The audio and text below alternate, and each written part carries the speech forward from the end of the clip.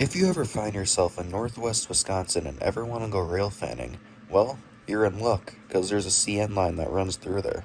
With all the other lines being at least a few hours away, the Superior Sub is the only option left. Therefore, here is everything you need to know about the Canadian National Superior Subdivision.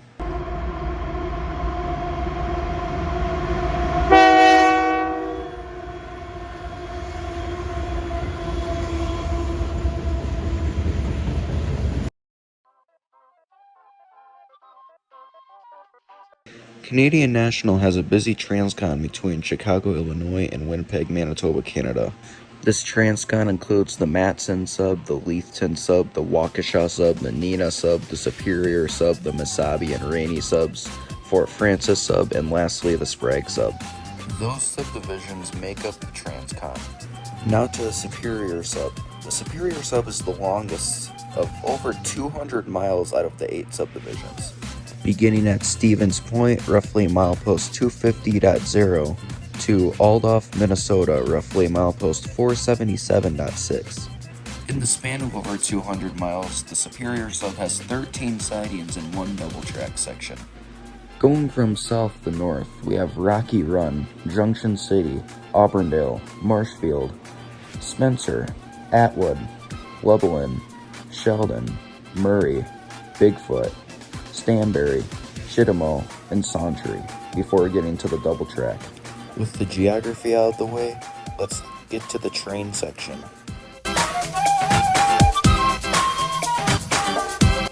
The Superior Sub sees all sorts of trains like manifests, intermodal, unit trains, and much more.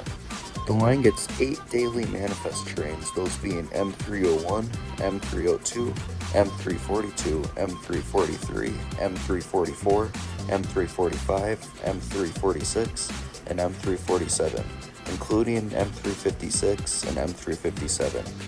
There are 2 daily intermodals, those being Q198 and Q199. There are also some as-needed intermodals depending on the day, like Q119. There's also 2 daily locals, those being L564 and L563. And there's a bunch of as-needed trains, like Potash being southbound B790 and northbound B791. As-needed tanker trains being southbound U754 and U762, and northbound U759. As-needed sand trains being southbound S772 and S774, and northbound S771, S773, and S775, and 2 as-needed ore trains with southbound U724 and northbound U723.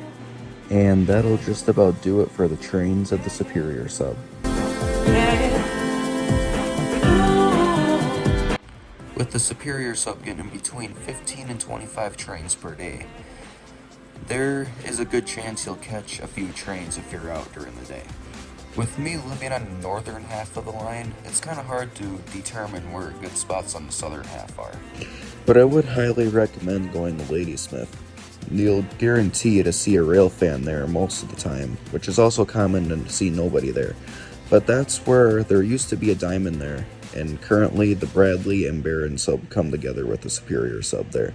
But I can definitely say the busiest spot on the Superior Sub would definitely be Junction City, in between Marshfield and Stevens Point, where you get a bunch of trains going up and down the Valley Sub towards Wausau and Wisconsin Rapids. There's also Spencer, where the Superior Sub splits off at the Medford Sub, while the Medford Sub goes up to Medford. But the Medford Sub is a dark territory line where not very many trains go on it. There's also Owen, where the Minneapolis Sub comes together with the Superior Sub. I would highly recommend going to Exland as well, which is just a tiny town north of Ladysmith, where there's a playground right next to the tracks and you get a really big opening when you see a train go by. There's also Hawthorne Hill just outside of Superior, where southbound trains experience a pretty steep grade as they climb up in Notch 8. But I would definitely say the best spot on the Superior Sub would be Steelton Hill in Minnesota, where northbound trains climb up the nearly 2% grade for about 5 miles.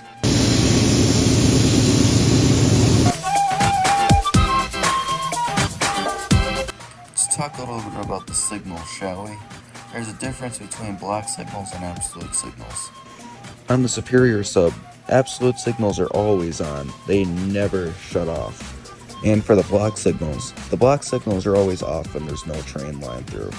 But when you're one block away from a siding, the block signal could turn on to yellow over red for a little bit when the train is lined through. And then when they're lined through that absolute signal, the train will either go to flashing yellow or yellow over green or just solid green.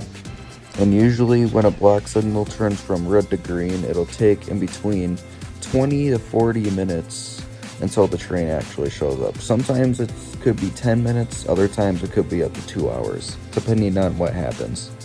And after a train passes a block signal, if the signal stays red for a very long time, and then that means there's a train trailing behind the one that just went by. And if there's no train trailing behind that, the signal will just go from red to going back to sleep a few seconds after it passes. And when the block signal turns on from yellow over red to when the train actually shows up, that can be in between 40 minutes to 2.5 hours. But let's say you're on the other side of the signal and there's a train coming right towards you.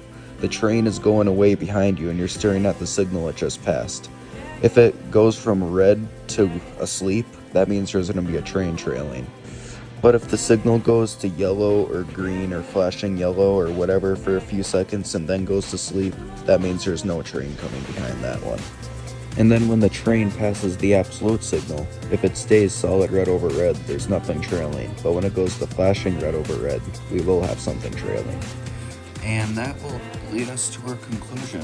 If you like Gevos and seeing a lot of trains, I think the Superior sub would be a great spot for you. But if you hate boring stuff like Gevos, then don't go to the Superior sub.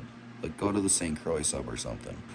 The Superior sub is not really that popular when it comes to rail fans compared to the Iron Range and Neenah Waukesha subs. Superior sub is the least popular compared to the rest. But if you enjoyed this video, consider liking and subscribing, as I would really appreciate that. And as always, see you when the trains come.